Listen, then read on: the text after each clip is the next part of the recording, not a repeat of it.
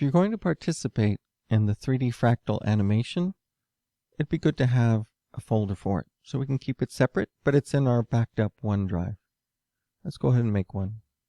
Today's date, 24/11/13, 3D fractal project folder. And this is going to be where we put the software, and you can also make subfolders for saving the different parts of it. The software will be found on Student Shared, Hicks Datatech. You'll see it right here. This is a zip file. Let's copy it and go over here to our 3D modeling project folder. 3D fractal project folder, and we can paste it. Maybe Control V. Let's copying it over to OneDrive right now.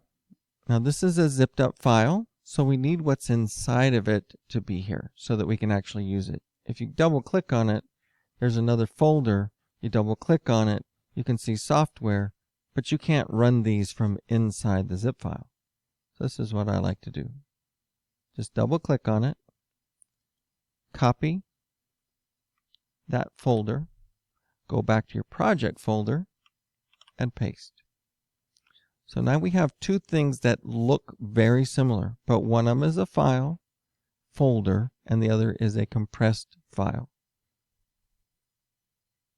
There should be 773 items, so it does have to completely copy out before you do anything. You have to run it from here. You cannot move this folder and put it somewhere else and expect it all to work. That's when we run into errors.